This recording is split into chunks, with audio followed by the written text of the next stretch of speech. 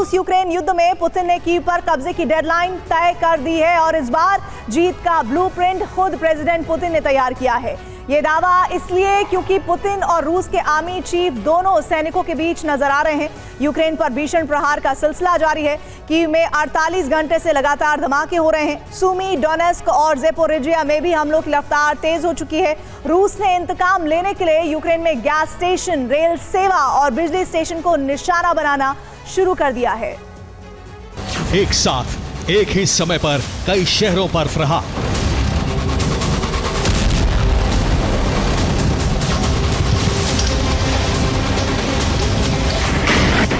राजधानी कीव से लेकर सीमा के करीब सुमी तक धमाके।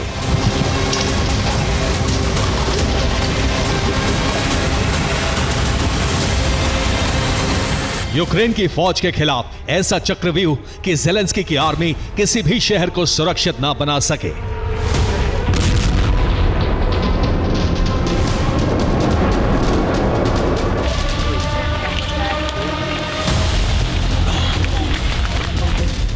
यूक्रेनी डिफेंस को नाकाम करने का ऐसा प्लान कि रूस का कोई प्रहार खाली ना जाए।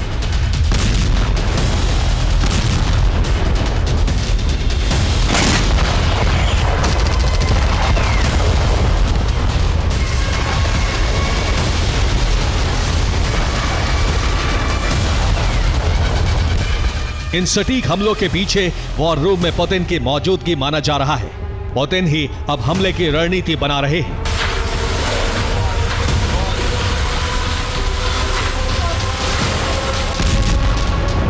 और 48 घंटे हो चुके हैं, लेकिन धमाके न रुकने की वजह से कीव में रेस्क्यू का काम भी नहीं हो पा रहा है।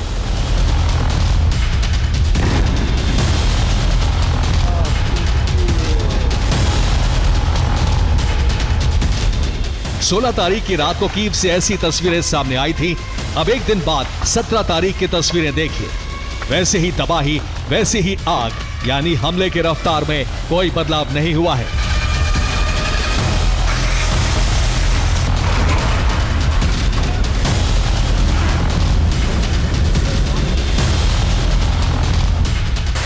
कीव में ड्रोन हमले के बीच बड़े ठिकानों को मिसाइल से निशाना बनाया जा रहा है। रूस कीव में मौजूद सभी बड़े गोदामों को जलाने की कोशिश में है, क्योंकि रूस को शक है कि कीव में ही हथियार छिपा कर रखे गए हैं।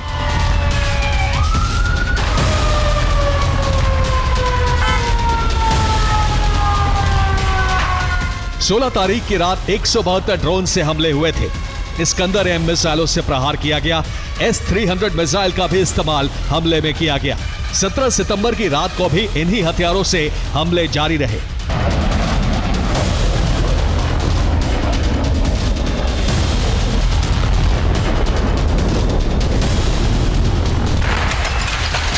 कीव में एयर डिफेंस से कई हमलों को नाकाम कर दिया गया, इसलिए तबाही का ग्राफ बहुत अधिक नहीं है।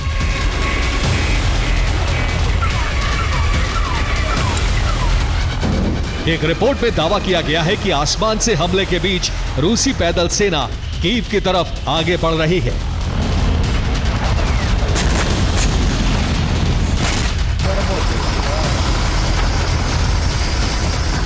हवाई हमलों के बीच यूक्रेनी फौज को भारी हमलों का सामना करना पड़ रहा है।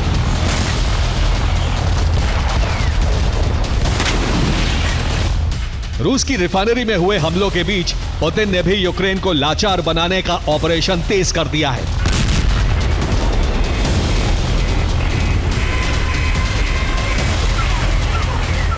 यूक्रेन में गैस स्टेशन को निशाना बनाया जा रहा है। रेल सेवा को रोकने की कोशिश भी हो रही है। इसके अलावा बिजली सप्लाई को ठप करने की कोशिश है।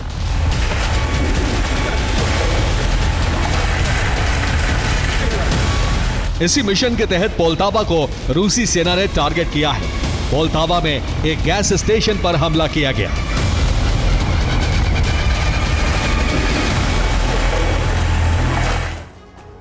रूस यूक्रेन से बदला ले रहा है और खासकर रिफाइनरी पर और हमले हो रहे हैं। पोल्तावा में रूस ने गैस स्टेशन को निशाना बनाया। हमले के वक्त गैस भरवाने के लिए गाड़ियों की लंबी कतार मौजूद थी और काफी भीड़ भी वहां पर थी। रूस के ड्रोन आने के अलर्ट के मिलने के बावजूद लोगों को गैस स्टेशन से दूर जाने का मौका तक नहीं मिला। पोल्टावा में रूस ने ड्रोन से गैस स्टेशन पर हमले किए। गैस स्टेशन होने की वजह से यहां जोरदार धमाका हुआ।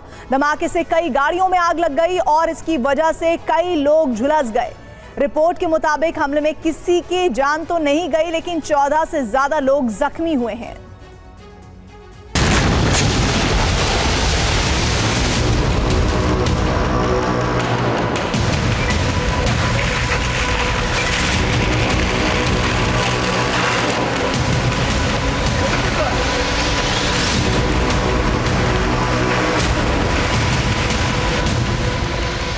कीव तो लगातार चल रहा है, लेकिन इसके साथ ही यूक्रेन के कई शहरों को निशाना बनाने का मिशन भी जारी है।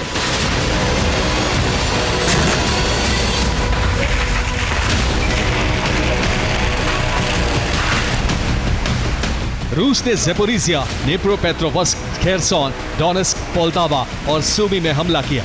इन शहरों में भी भारी तबाही हुई है।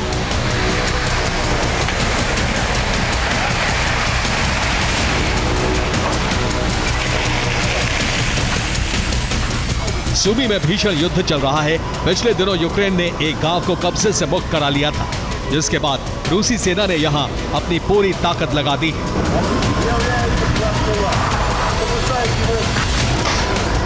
सूमी में 48 घंटे में 68 बार हमले किए गए। सूमी के 13 इलाकों में रूस कब्जे की कोशिश में है। शोस्टका इलाके में सबसे भीषण युद्ध चल रहा है।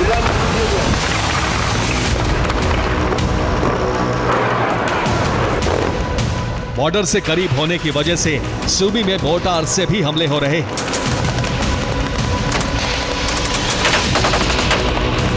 इसके साथ ही रूसी फाइटर जेट गाइडेड बम से हमले कर रहे हैं।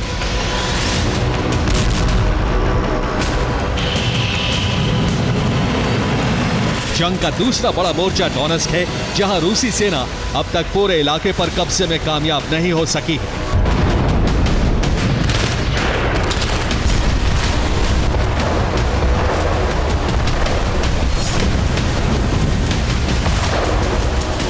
डोनेस्क में रिहायशी इलाके तबाह हो रहे हैं।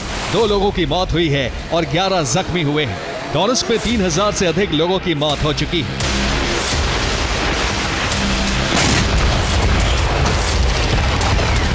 खेरसोन में भारी युद्ध जारी है। खेरसोन के सभी इलाकों पर रूस का भारी प्रहार हो रहा है। खेरसोन में यूक्रेनी सेना की सप्लाई लाइन काटने की कोशिश है। खेरसोन में 3 अपार्टमेंट में आग लग गई।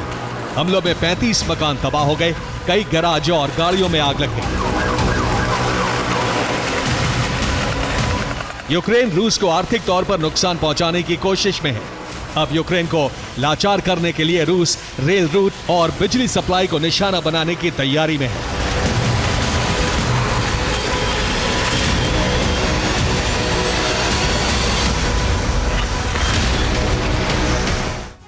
यूक्रेन को लाचार बनाने के लिए यूक्रेन में रेल सेवा को ठप करने की कोशिश हो रही है। रूस यूक्रेन के कई शहरों के बीच संपर्क काटने की भी कोशिश में है। यूक्रेन में रेल सेवा प्रभावित होने से यूक्रेनी फौज को हथियारों की सप्लाई में भी दिक्कत होगी। इसके अलावा ट्रेन रूट बंद होने से सैनिकों की शिफ्टिंग करने की भी जो दिक्कतें हैं वो आसान नहीं रह जाएंगी। यूक्रेन बिजली सप्लाई रोकने की कोशिश भी हो रही है। रूस जानता है कि बिजली सप्लाई रुकी तो यूक्रेनी कारखानों में काम रुक जाएगा। यूक्रेन के ड्रोन प्रोडक्शन की रफ्तार भी थम जाएगी। साथ ही हथियार कारखानों को चलाना भी मुश्किल हो जाएगा।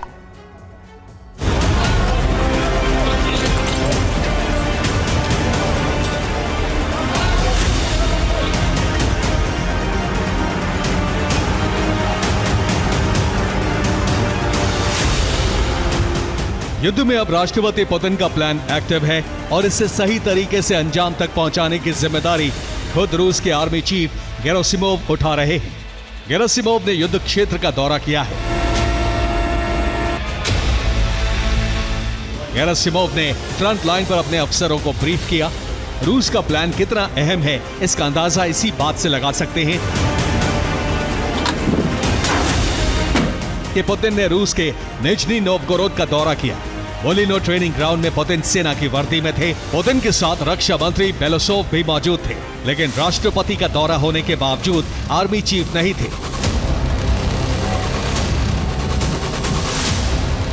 इससे अंदाजा लगाया जा सकता है कि पुतिन ने आर्मी चीफ को कितने बड़े मिशन में लगाया है और इसके बाद आर्मी चीफ कितने व्यस्त हैं।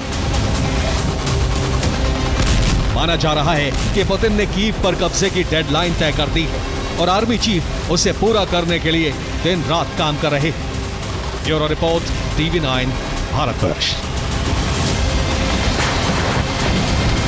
अमेरिका और यूरोप का PURL प्रोग्राम शुरू हो चुका है। ये प्लान रूस के लिए बहुत बड़ा खतरा बनने वाला है, क्योंकि इस प्रोग्राम के तहत नेटो देश लाखों करोड़ रुपए के हथियार अमेरिका से खरीद रहे हैं। इन हथियारों की डिलीवरी यूक्रेन को की जाएगी। बढ़ती ताकत से यूक्रेन के हौसले बुलंद हैं और जेलेंस्की ने ऐलान कर दिया है कि उनके फिलहाल दो ही प्लान है, या तो यूक्रेन के हित में युद्ध विराम या फिर रूस की धरती पर महासंग्राम। इन हथियारों की डिलीवरी इसी इरादे से की जा रही है ताकि युद्ध को रूसी जमीन पर शिफ्ट किया जा सके, रूस को ज्यादा से ज्यादा नुकसान पहुंचाया जा सके। देखिए क्या है नेटो का PURL प्रोग्राम जो रूस के लिए मुसीबत बनने जा रहा है। यूक्रेन, यूरोप और अमेरिका तीनों मिलकर व्लादिमीर पुतिन को युद्ध लड़ने से रोक नहीं पा रहे।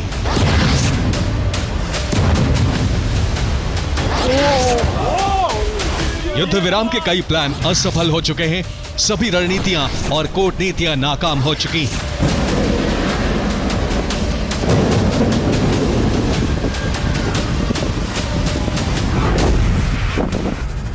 अब यूक्रेन, यूरोप और अमेरिका के पास एक ही रास्ता है, वो है रूस की अर्थव्यवस्था को इतना कमजोर कर देना कि पुतिन जंग के मैदान में हथियारों की सप्लाई ही ना कर पाए।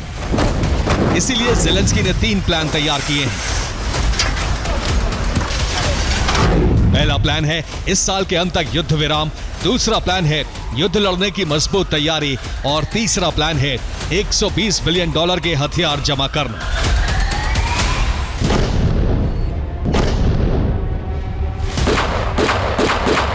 जेलेंस्की ने कहा है कि अगर युद्ध विराम नहीं होता है तो यूक्रेन का लक्ष्य है रूस को इतनी गहरी चोट पहुंचाना जिसका दर्द पुतिन कभी ना भूल पाए।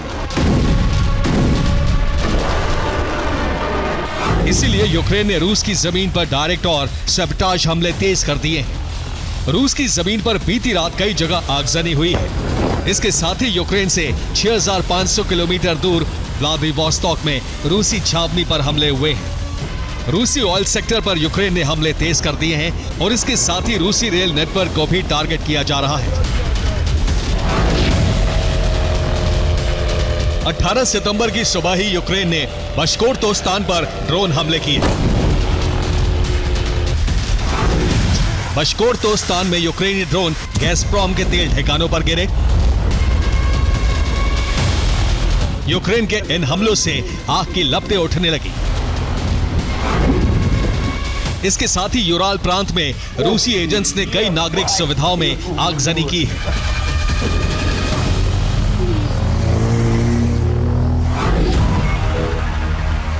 रूस में सक्रिय यूक्रेन के एजेंट्स रूसी अर्थव्यवस्था को तबाह करने वाले षड्यंत्रों को अंजाम दे रहे हैं। बशकोर्तोस्तान में यूक्रेन ने पहली बार हमले किए हैं।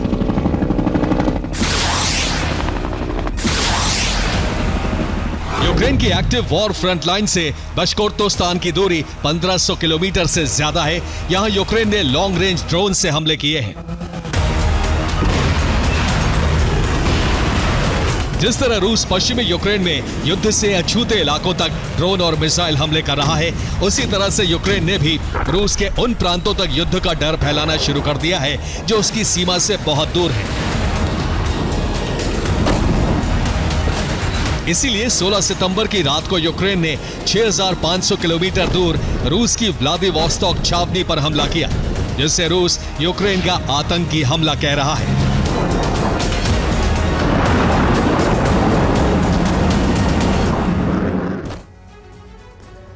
यूक्रेन ने 16 सितंबर को व्लादिवोस्तोक कैंप पर हमले किए। यूक्रेन के एजेंट्स कैंप में घुसकर कामयाब रहे इस हमले को करने में, और इन एजेंट्स ने छावनी के अलग अलग इलाकों में खड़े वाहनों में विस्फोटक लगा दिए। इसके बाद सिलसिलेवार धमाके हुए और रिपोर्ट तो ये भी बताती है कि छावनी के अंदर और बाहरी इलाके में 4 से 5 बड़े धमाकों की आवाजें सुनाई दी।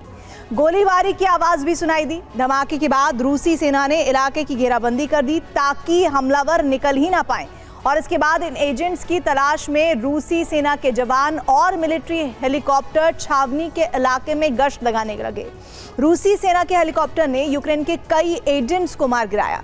ये पहली बार हुआ है कि रूस के इस इलाके में हमले हुए हैं। यह इलाका जापान सागर से सटा हुआ है और यूक्रेन से 6,500 किलोमीटर दूर है। जैसा कि ज़ेलेंस्की ने कहा है कि वो साल के अंत तक युद्ध विराम की कोशिश में हैं, वरना युद्ध रूस की जमीन पर लड़ा जाएगा।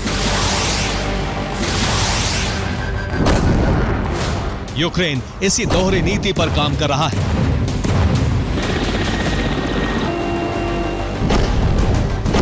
यूक्रेन के विदेश मंत्रालय ने कहा है कि ऑस्ट्रिया, वेटिकन, स्विट्जरलैंड, तुर्की, कतर, सऊदी अरब, यूएई युद्ध विराम वार्ता के लिए तैयार हैं। इन देशों में रूस यूक्रेन के राष्ट्रपतियों की मुलाकात कराई जा सकती है। यूक्रेन बातचीत के लिए तैयार है, लेकिन रूस का कहना है कि युद्ध विराम उसकी शर्तों पर होगा, क्योंकि अब स्थिति यह है कि रूस के जीते हुए इलाकों के लोग यूक्रेन के साथ रहने को तैयार नहीं होंगे।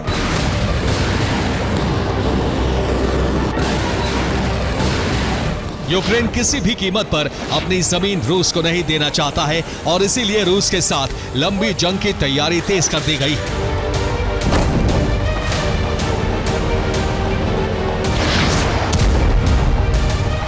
इसके लिए नेटो ने पर्ल यानी prioritise Ukraine requirements list programme के तहत हथियार खरीद शुरू कर दी है।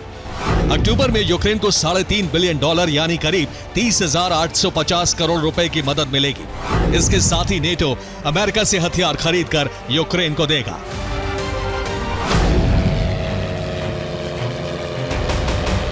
इन हथियारों से रूस की जमीन पर हमले तेज किए जाएंगे।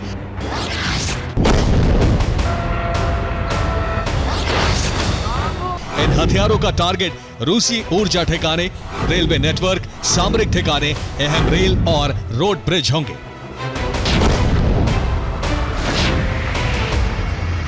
यानी रूस के उन हिस्सों तक यूक्रेन के हमले होने तय हैं जहां अभी तक बारूद नहीं बरसा है। पर्ल प्रोग्राम के तहत सबसे पहले जर्मनी यूक्रेन को हथियार भेज रहा है।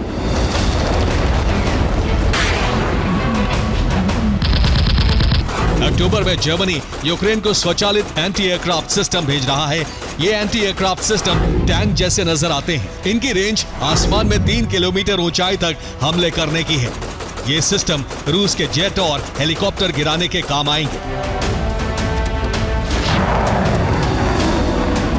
अक्टूबर के महीने में एक बार फिर यूक्रेन रूस की ऑयल रिफाइनरियों और तेल डिपो पर हमले बढ़ा सकता है, जैसा कि अगस्त और सितंबर में उसने किया है।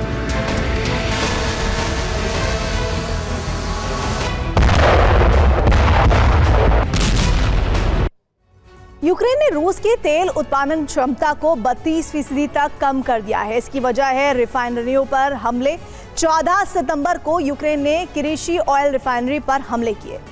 13 सितंबर को यूक्रेन के ड्रोन रूस की नोवो उफा ऑयल रिफाइनरी पर गिरे। 7 सितंबर को यूक्रेन की ड्रोन फोर्सेस ने रूस की इलिस्की ऑयल रिफाइनरी को टारगेट किया। 8 सितंबर को रियाजान ऑयल रिफाइनरी पर ड्रोन हमले किए गए और क्रूड ऑयल फिल्टर लाइन को तबाह कर दिया गया। 28 अगस्त को यूक्रेन ने एक साथ 2 रिफाइनरियों सिरजान और क्रास्नोदर ऑयल रिफाइनरीज पर ड्रोन हमले किए। इससे 3 दिन पहले यानी 24 अगस्त को यूक्रेन ने एफिपिस्की ऑयल रिफाइनरी और क्विबिशेक ऑयल रिफाइनरी पर एक साथ ड्रोन अटैक किए थे।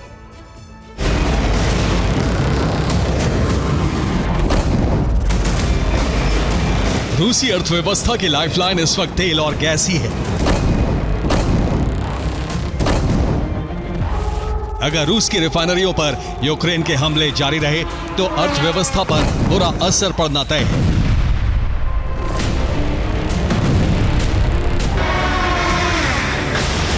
तेल बेचकर मिलने वाले डॉलर से ही रूस हथियार प्रोडक्शन तेज कर रहा है। विदेशों से मिसाइलों के चिप और बाकी डिफेंस उपकरण खरीदे जा रहे हैं।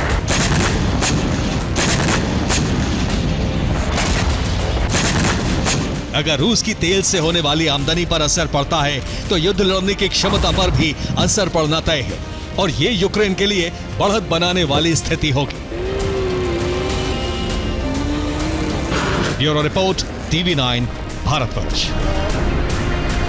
रूस में जानकारी जो मिल रही है वो ये आ रही है कि इस वक्त धमकी के दौरान कोहराम मचा हुआ है, यानी कि यूरोप में रूस की जो धमकियां हैं उससे तबाही और एकदम ऐसा माहौल है कि कभी भी कुछ भी हो सकता है। रूस ने बेलारूस में परमाणु मिसाइल तैनात करके नेटो को चैलेंज कर दिया है। अब यूरोपीय देशों की सुरक्षा के लिए नेटो ब्लूप्रिंट बनाने में लगा हुआ है। ब्रिटेन, फ्रांस फ्रंटलाइन पर आने की तैयारी में है और इससे पहले यूरोप में न्यूक्लियर अम्ब्रेला बनाया जा रहा है जिससे रूस के हमलों को रोका जा सके। और इनके अलावा रूस के डिप्लॉयमेंट पर नजर रखने के लिए नेटो ने टोही ड्रोन लगाए हुए हैं जो बाल्टिक से लेकर काला सागर तक निगरानी कर रहे हैं। लेकिन यूरोप में नया विध्वंस आरंभ हो गया है। रूस के नए पैटर्न से 5 फ्रंट धधक उठे हैं। रूस नेटो में टकराव के लिए बाल्टिक एपिसेंटर बन गया है।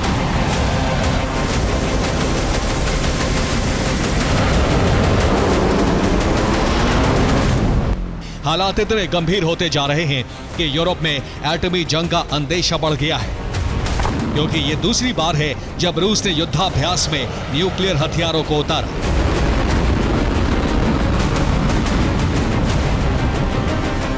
दो महीने पहले आर्कटिक से अलास्का तक किए गए युद्धाभ्यास में रूस ने न्यूक्लियर सबमरीन को उतारा था, जिससे अलास्का में अमेरिका से तनाव बढ़ गया था। अब बेलारूस में ज़ापोरिज़्या में रूस ने न्यूक्लियर हथियारों को उतारा। कैलिनिनग्राड में इस्कंदर, ऑनिक्स और जिरकॉन परमाणु मिसाइलों को तैनात किया था। इस तैनाती के पीछे रूस का मंसूबा था कि वो नेटो देशों को अपनी ताकत दिखा सके, क्योंकि अगर यूक्रेन को बचाने के लिए नेटो आया तो रूस परमाणु हथियार के दम पर धमका सके।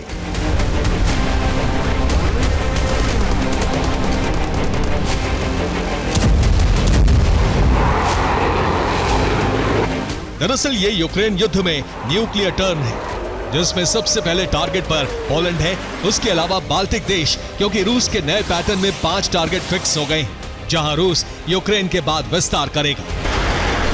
तीनों बाल्टिक देश, पहला टारगेट लिथुआनिया, दूसरा टारगेट लातविया, तीसरा टारगेट एस्टोनिया, चौथा टारगेट पोलैंड, 5वां टारगेट फिनलैंड। इन देशों पर हमला करके रूस बाल्टिक सागर तक सीधा रूट तैयार करना चाहता है।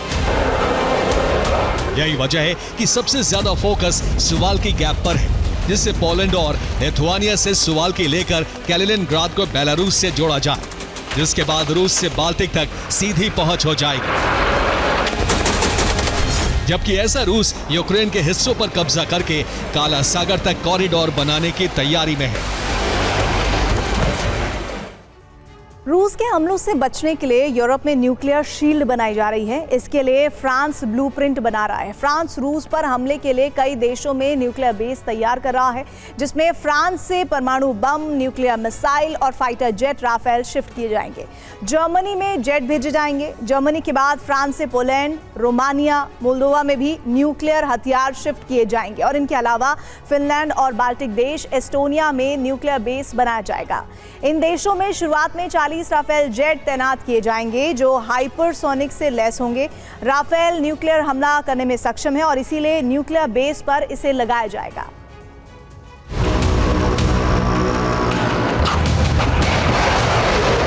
पूरे यूरोप की निगाहें 3 देशों पर लगी हैं, क्योंकि इन्हीं देशों पर सबसे ज्यादा हमले की संभावना है।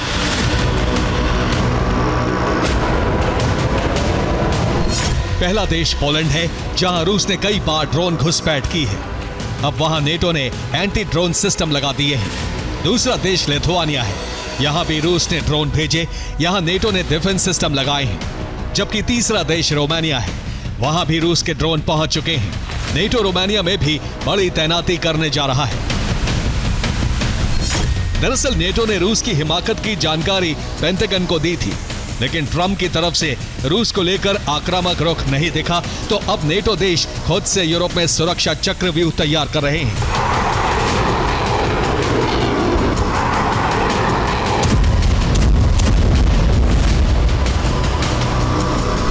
इसके लिए सभी देशों को ज्यादा हथियार बनाने के लिए कहा गया है।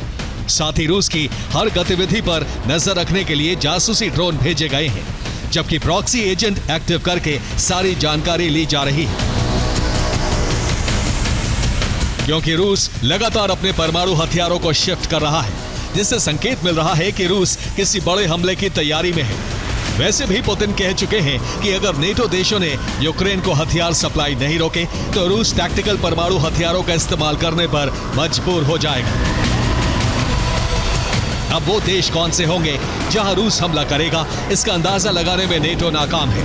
यही वजह है कि बाल्टिक और नॉर्डिक देशों की सांसें उखड़ रही हैं।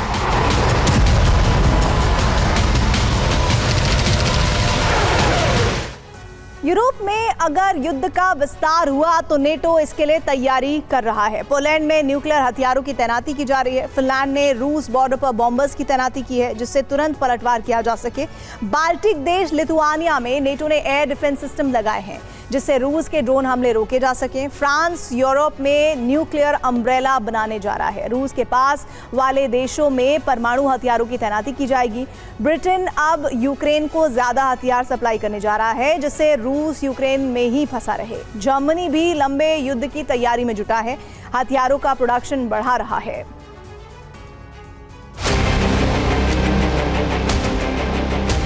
जो तैयारी नेटो की तरफ से की जा रही है वो शीत युद्ध जैसे हालात का संकेत दे रही है, क्योंकि अब नेटो पूरी तरह से रूस की घेराबंदी करने में जुट गया है।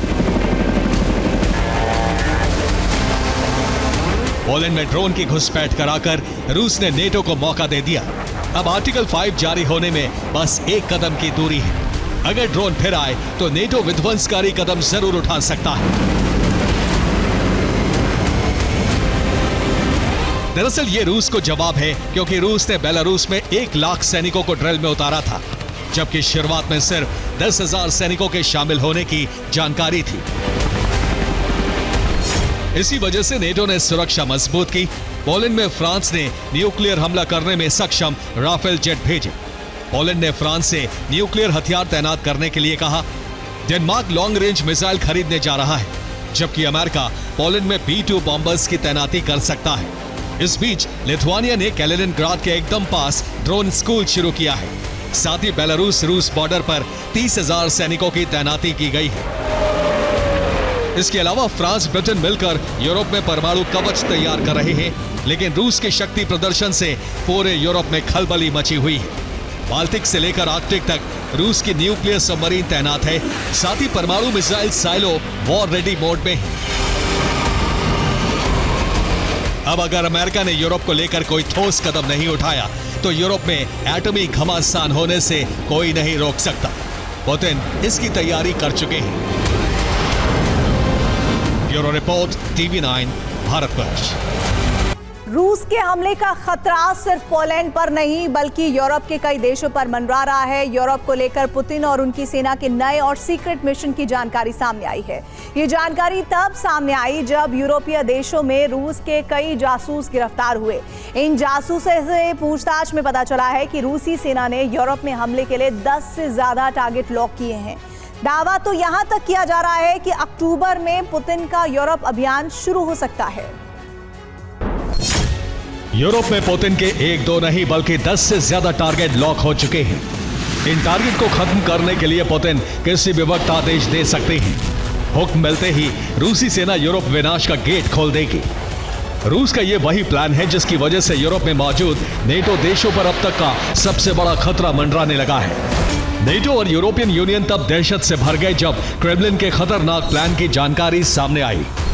यूरोप के खिलाफ पुतिन का षड्यंत्र तब खुला जब यूरोप के कई देशों में रूस के एजेंट गिरफ्तार किए गए।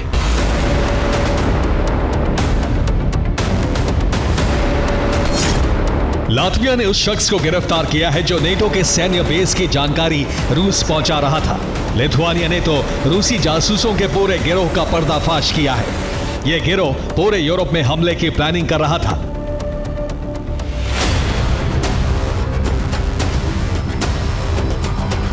बाल्टिक देशों में रूस के जासूस गिरफ्तार हुए, उनसे पूछताछ की गई तो जो जानकारी सामने आई उससे नेटो और यूरोपीय देश खौफजदा हो गए। रिपोर्ट के मुताबिक रूस के एजेंट 6 महीने से यूरोपीय देशों में एक्टिव थे। रूसी जासूस यूरोप में मौजूद नेटो के सैन्य बेस से जुड़ी जानकारी जुटा रहे थे, खासकर उन सैन्य बेस की जानकारी जो रूस के बेहद करीब हैं।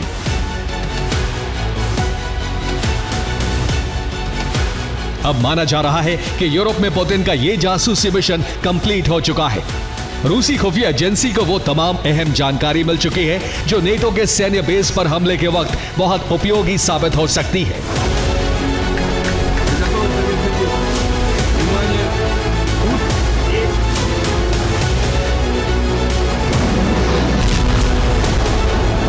क्रेमलिन से जुड़े सूत्रों के मुताबिक नेटो को सबक सिखाने के लिए रूसी सेना ने यूरोप में अपने टारगेट लॉक कर लिए हैं। रूसी सेना ने जो टारगेट लॉक किए हैं, अब उन पर बारूदी धावा बोलने की तैयारी है।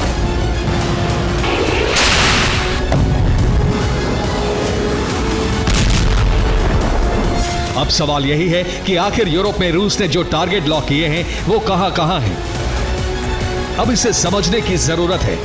यूरोप में जासूसी मिशन को अंजाम देने के बाद रूसी सेना ने यूरोप में 10 से ज्यादा टारगेट लॉक किए हैं। ये सभी टारगेट यूरोप में मौजूद नेटो के सैन्य बेस हैं।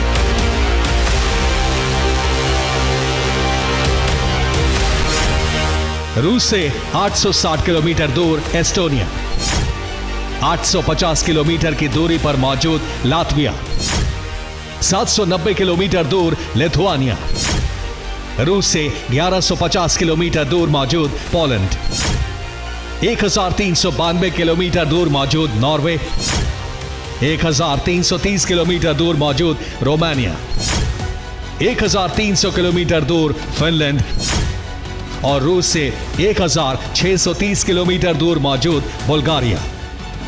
ये रूस के पास मौजूद नेटो के वो सैन्य बेस हैं जो पुतिन और उनकी सेना के टारगेट पर हैं। रूस ने यूरोप में जो टारगेट लॉक किए हैं उनकी रूस से दूरी 2000 किलोमीटर से कम ही है। ऐसे में माना जा रहा है कि रूस इन टारगेट को ऐसी मिसाइल से तबाह कर सकता है जिसकी रेंज 2000 किलोमीटर के आसपास हो।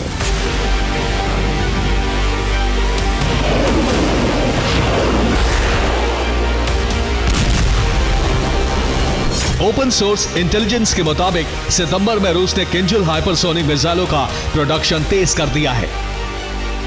माना जा रहा है कि किंजल मिसाइलों का पर्याप्त जखीरा तैयार करने के बाद रूसी सेना अपने टारगेट को तबाह करना शुरू कर देगी। रूस की किंजल मिसाइल एक हाइपरसोनिक मिसाइल है। इसकी स्पीड 12,300 किलोमीटर प्रति घंटे है। यह 2000 किलोमीटर दूर मौजूद टारगेट को पूरी तरह से समाप्त कर देती है।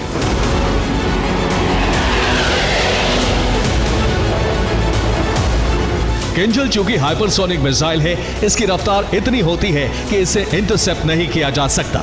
दुनिया के किसी भी देश के पास ऐसा कोई एयर डिफेंस सिस्टम या ऐसी कोई तकनीक नहीं है जो किंजल मिसाइल के हमले को रोक सके। ऐसे में रूसी सेना यूरोप मिशन की शुरुआत इसी प्रक्षेपास्त्र से कर सकती है। इसी महीने रूस ने पोलैंड में 2 बार और रोमानिया में 1 बार ड्रोन फायर कर इनके एयर डिफेंस सिस्टम की लोकेशन को पता करने की कोशिश की। अब आशंका है कि रूस पहले यूरोप के सुरक्षा चक्र को ध्वस्त करेगा, उसके बाद यूरोपीय देशों में मौजूद नेटो देशों के सैन्य बेस को निशाना बनाएगा।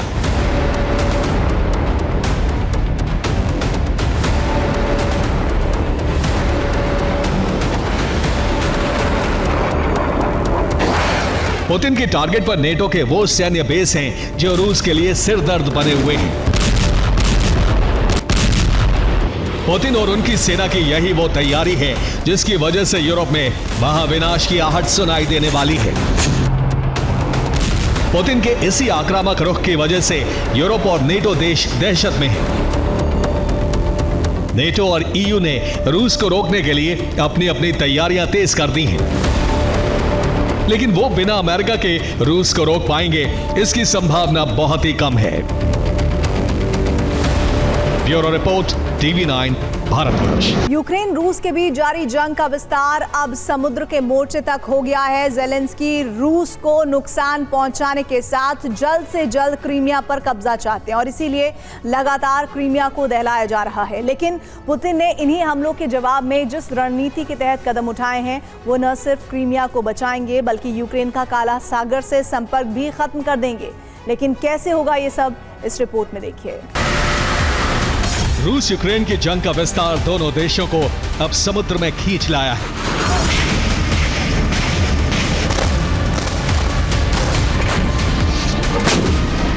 ये जंग का वो विस्तार है जिसमें ना तो यूरोप कोई पक्ष है, न ही रूसी अलायंस के देश, बल्कि इस विस्तार के पीछे है ट्रंप की युद्ध विराम की कोशिश और ज़ेलेंस्की का क्रीमिया हासिल करने का ख्वाब।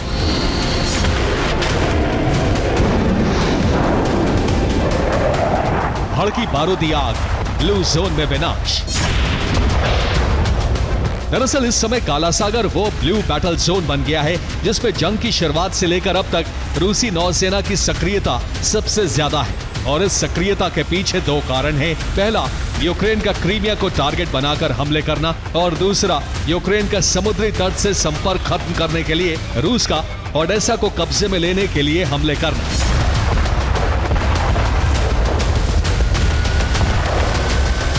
हालांकि इसकी वजह है ट्रंप की वो कोशिश जो युद्ध को भड़कने की जगह खत्म करने के लिए जारी है।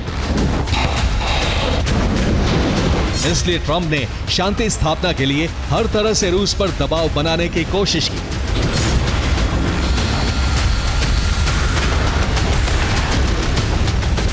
एक तरह से ट्रंप ने पूरी ताकत ही इस युद्ध विराम में लगा दी है, जिससे उम्मीद है कि भले ही कुछ समय क्यों न लगे लेकिन समझौता हो जाएगा। लेकिन समझौता हुआ तो यूक्रेन को एक बड़ा भूभाग छोड़ना पड़ेगा। इसलिए यूक्रेन का मकसद है कि जल्द से जल्द ज्यादा से ज्यादा भूभाग हासिल किया जाए और युद्ध विराम से पहले उन क्षेत्रों को कब्जा मुक्त कराया जाए जिन पर रूस का कब्जा है। लेकिन डॉनबास रीजन यूक्रेन वापस हासिल करेगा, इसकी संभावना कम है। इसलिए ज़ेलेंस्की इस समय फोकस कर रहे हैं उस क्रीमिया पर जो रणनीतिक रूप से यूक्रेन को बड़ी सफलता दिला सकता है। इसलिए यूक्रेनी फोर्स ने क्रीमिया को टारगेट बनाते हुए बड़े पैमाने पर हमले किए हैं, जिसमें फ्लेमिंगो टाइप क्रूज मिसाइलों का बड़े पैमाने पर इस्तेमाल हो रहा है। इनमें नीप्रो और क्रीवी रीह की दिशा से कर्च और सेवेस्तोपोल को टारगेट बनाया जा रहा है, तो पश्चिमी क्रीमिया यानी साकी पर हमले के लिए ओडेसा की जमीन का इस्तेमाल हो रहा है।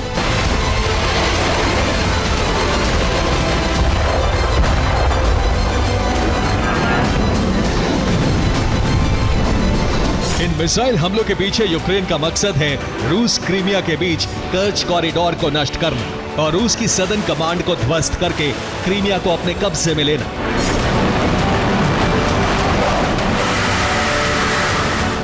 यही वजह है कि क्रीमिया हासिल करने के लिए यूक्रेनी सेना ने पूरी ताकत झोंक दी है। लेकिन पुतिन का प्लान और ज्यादा चौंकाने वाला है।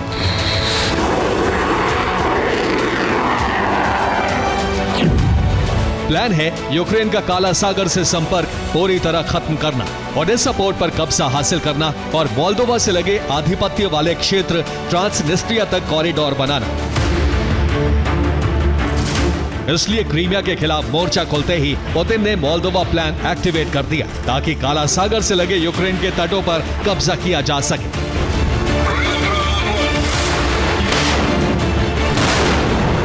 इसलिए रूसी सेना ने ओडेसा के उस पेन्विका पर भीषण हमले शुरू कर दिए हैं। इसकी मुख्य वजह है यूक्रेनी सेना की उस पेन्विका में तैनाती, जिसे ध्वस्त कर दिया गया और इसके लिए रूसी सेना ने फैब 3000 का इस्तेमाल किया है।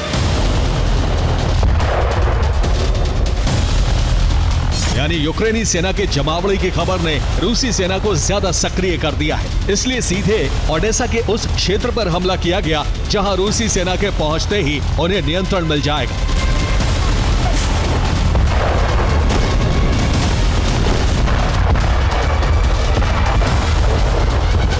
अब सवाल है कि इस जंग को नियंत्रण की जंग क्यों कहा जा रहा है, इसका भी प्रमाण देख लीजिए।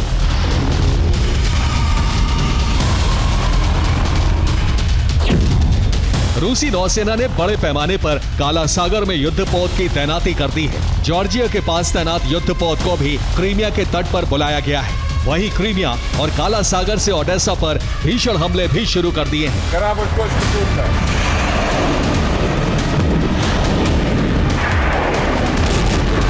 यानी क्रीमिया को लेकर अगर यूक्रेन की आक्रामकता बढ़ती है तो रूस की जवाबी कार्रवाई उसी आक्रामकता के साथ ओडेसा की तबाही के रूप में दिखेगी। और अगर यूक्रेन की आक्रामकता कम हुई तो रूस गुप्त रूप से अपने अभियान को पूरा करेगा।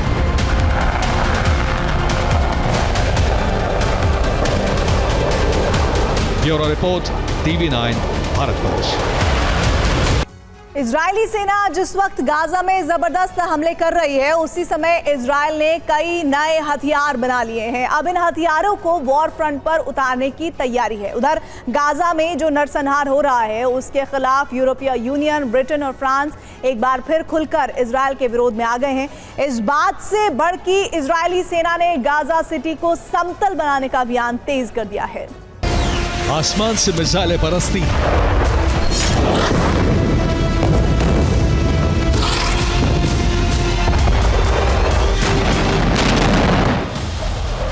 बहुमंजिला इमारतें धराशायी हो जाती,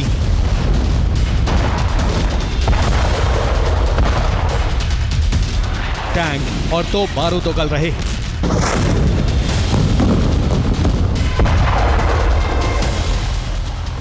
दुकान और मकान खंडहर बने जा रहे।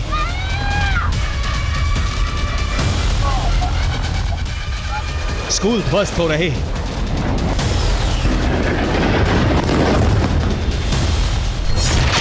अस्पताल बर्बाद हो रहे हैं।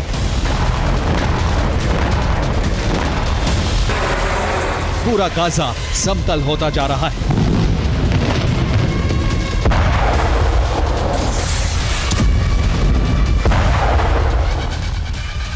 हर जगह मलबा, बर्बाद इमारतें, विनाश की तस्वीर।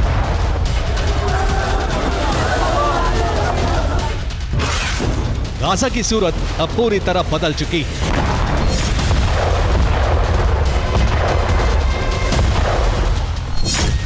अब इजरायली सेना युद्ध में नए हथियारों को उतारने की तैयारी कर चुकी है। उन्हीं नए हथियारों में से एक है iron beam air defence system. ये लेजर एयर डिफेंस सिस्टम है।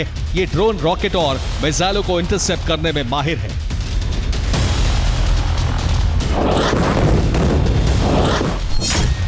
फाइनल टेस्ट के बाद अब इजरायली सेना ने इसे ऑपरेशनल कर दिया है। बहुत ही जल्द युद्ध के मोर्चे पर आयरन बीम की तैनाती होने जा रही है।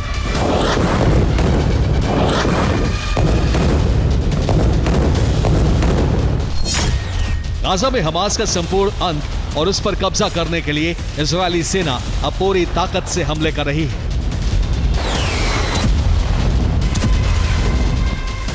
जिन भी इमारतों में हमास के ठिकाने हैं, उन्हें चुन चुन कर तबाह किया जा रहा है।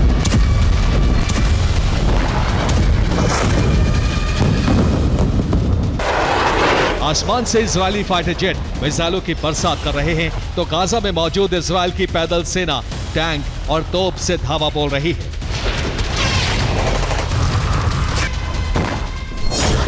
गाजा सिटी में बहुमंजिला इमारत की नींव पर इजरायल ने 3 मिसाइलें दागी तो बिल्डिंग जमींदोज हो गई। इजरायल ने गाजा के तेल अल हवा इलाके में मौजूद रिहायशी इमारत को भी बर्बाद कर दिया।